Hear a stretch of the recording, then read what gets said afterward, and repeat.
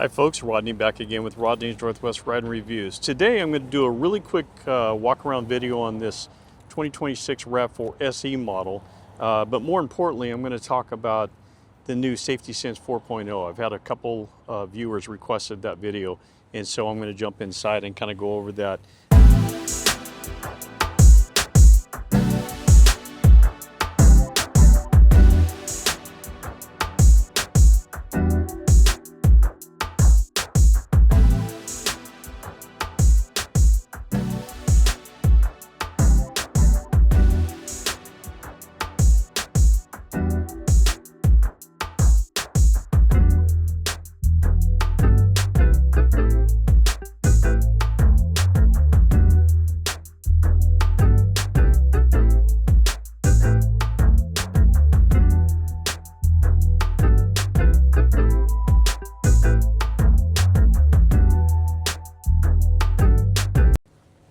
All right, I'm not really going to spend any time going over this center MIDI screen. All of the vehicles for the 2026 RAV4 are going to have the 12.3-inch display for the MIDI screen, but you do have a choice, depending on the model and the trim level that you get, of either a 10.5-inch display or it goes up to a 12.9-inch display on like the XSE, and then, like I said, depending on the trim level with the Limited as well, it does go up to the 12.9. Here you do have the ability to customize what you see in the MIDI screen here. Your arrows left and right and up and down is going to operate that center screen. On the right hand side of the steering wheel is going to be your cruise, your adaptive cruise, your lane trace assist, things of that nature. Now, when it comes to Safety Sense 4.0, most of your safety settings are all done in this stereo screen. And so this is part of the new Arena system. The thing that's really nice about this is everything seems to maneuver so much quicker. And it definitely seems like it's a much upgraded system. Down here at the bottom, you do have physical buttons to adjust temperature, front defrost, rear defrost. But as far as like climate control goes, you're going to have the settings are going to be here. So for instance, there you got heated steering wheel. You have an auto setting for your climate control there. You've got heated seats in this one, where the XSE model is available with the ventilated seats on the upgraded package, and then of course the Limited model would have the ventilated seats as well. Okay, before we get started on the new Safety Sense 4.0, I want to kind of hit on just a couple highlights here on this new Arena system. And so you see what you see on the left-hand side is going to be your physical buttons for your Toyota applications. So we're in the home setting right now. You have the ability to customize the way the screen is laid out, and you see you're customized there. If you open up navigation, you can open up to a full screen. Up here in the top, you have our notifications. Of course, there's no notifications right now. But then if you click on a little link over to the right, and normally this is where you'll see like your Bluetooth, you can set up navigation and whatnot. But the cool features is that everything that, like quick touch items. So for instance, roadside assistance, if you need that, it's a quick, just push the button and we'll go on ahead and dial for you. You can set up guest mode here. You can turn your Wi-Fi on or off. Down here, you can adjust the brightness on the screen. You can put it in night mode if it's too bright and you don't like that. You can go back to the daylight mode. You can actually turn the screen off really quick. Just push in the center, we'll turn it right back on. For those that do have the camera, you have like a 20-second loop on a camera, so you could actually physically turn that on. And then all of your driver settings are right here. So we talked about the Safety Sense 4.0. So as we're going to run down through that, I'm going to kind of explain them and hopefully to make it a little easier to understand what each one of them does. So to start off, we're in the driving assist. Now I want to go back for just a moment. This is your settings menu right here. And so if you go down here to driving assist, which is the same place that we were at, but you can go into driver support. The first one at the top is called Proactive Driver Assist. So what Proactive Driver Assist does is uses all the sensors that are available in the vehicle, and it kind of creates this halo around the vehicle, so to speak. When that feature is turned on, it, as I mentioned, is using your sensors. So the first thing it's going to do is obstacle detection. So for instance, let's say you're driving along, there's a bicyclist on a bike lane next to you. It will physically steer your vehicle over to the left-hand side of your lane to give that bicyclist as much room as possible. And then once you get past them, it will actually pull your vehicle back over to the middle of the lane. If you're coming up to a stoplight, let's say there's a car stopped there and it looks like you're not slowing down fast enough, it can physically take over and slow the vehicle down. If you have pedestrians, let's say, I'll give you an example, and it's kind of front cross traffic alert, but it's part of the proactive driver assist as well. But let's say you're stopped at a stoplight, it's a one-way street, you're looking up the street for that one-way traffic coming, and then you go to take off, and let's say a bicyclist from the opposite direction pulls out in front of you, it has the ability to take over and stop the vehicle. Now, I personally have been in 2 different situations where that's actually physically happened to me, and it really helped prevent an accident. You can go in there and you can set different settings. So for instance, support level, this is how quickly it will take over and brake, and you got low, medium, or high there.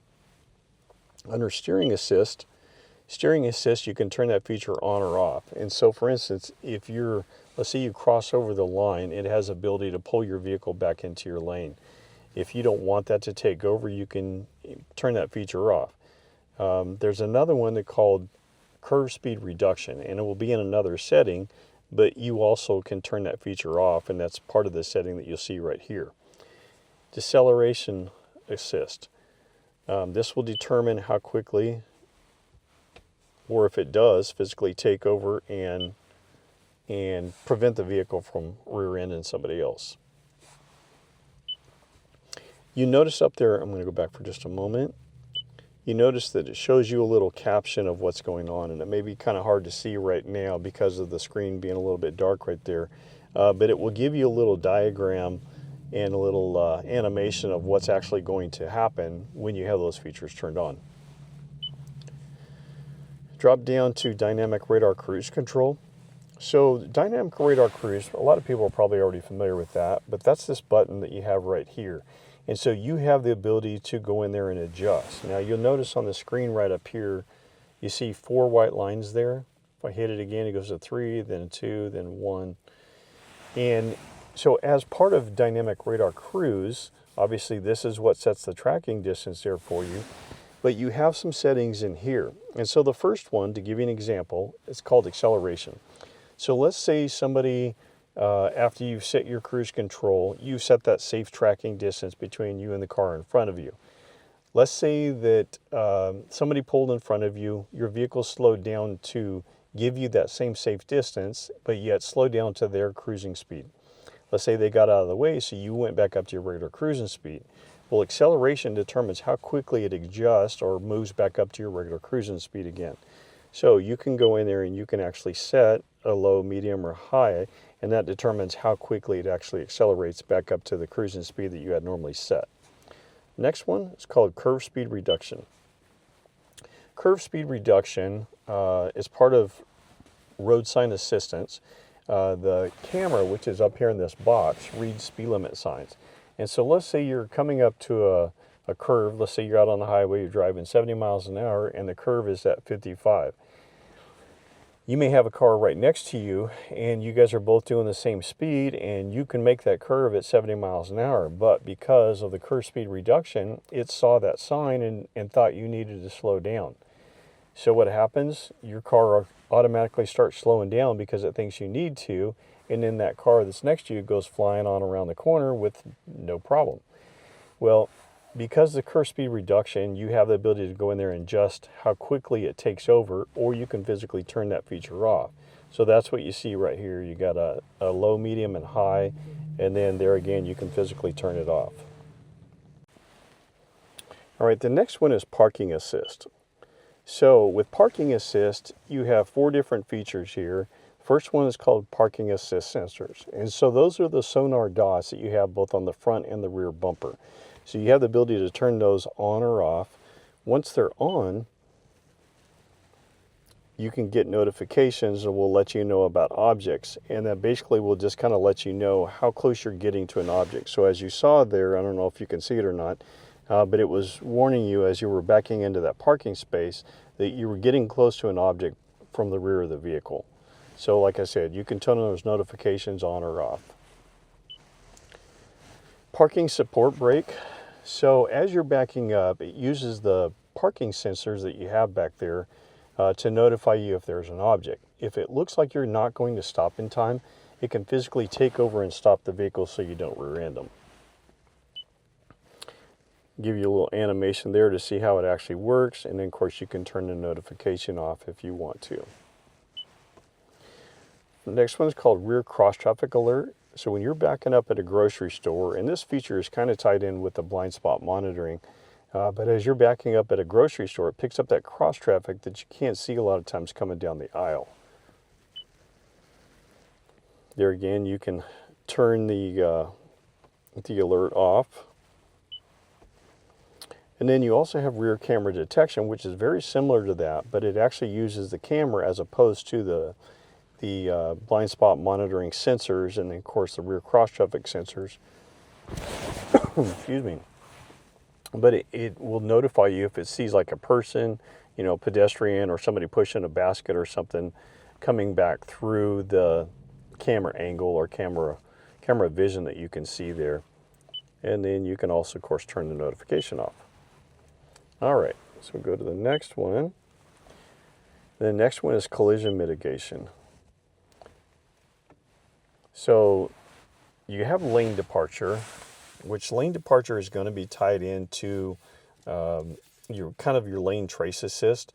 Now, lane departure only works over 32 miles per hour. But as you're driving through town, in order to prevent that from going off all the time, they've eliminated that feature, and it's based on the line. So it reads the lines on both sides of the road. So anytime it doesn't see a line, it thinks you've crossed over that line. So it gives you the ability to go in there and quickly turn that feature off, but once you have it on, you can set they call it support timing, but it also gives you the ability to set a sensitivity level, but then you can also set the alert to either a vibrate or an audible alert where you hear it beep. Pre-collision, this is a feature I think everybody should have on in their vehicle. But if you're driving through town and let's say somebody stops in front of you and you didn't notice them in time, it has the ability to take over and stop the vehicle. You have the ability to set a sensitivity level on that feature as well. Blind spot monitoring, it lights up in the mirrors. Turn it on so you can see what it physically looks like. So it used to be a bright amber color that used to light up in the mirrors and little icons there. Now it is a triangle that you see, but it's actually red in color. So they've physically changed that feature. Safe exit assist uses your blind spot monitoring. And so what it does, let's say for instance there was somebody coming on that side of the vehicle, say there was oncoming traffic, and you were getting ready to step out of the vehicle. This feature works as long as the vehicle is running, but it also works for 5 minutes after the vehicle is shut off. But if there was a vehicle coming on that side, it would alert you in the blind spot monitoring symbol there, excuse me, to let you know that there was a car coming. Gives you a little diagram to let you know, and then of course you can also set a sensitivity level with your notifications right here.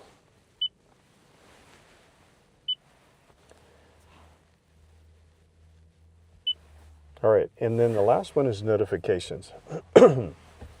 So with this, you have road sign assistance. So as I mentioned, you have the camera up here in this box, and so it reads speed limit signs, caution signs, stop signs, crosswalks, wrong direction, and I believe that's all of them. And then of course you can set speed limits. And so with the speed limit, what that does is that enables you to set it, either it will notify you when you go 1 mile per hour over the speed limit, 3 miles per hour over the speed limit, or 5 miles per hour over the speed limit. So I've had some people like, well, I don't want it telling me I'm going too fast. Well, it's not going to tell you you're going too fast, but what it does do is normally the speed limit on your dash, meaning over here, will light up in white, letting you know what the speed limit is, but once you exceed that, it turns red. And so this is setting that notification. Okay.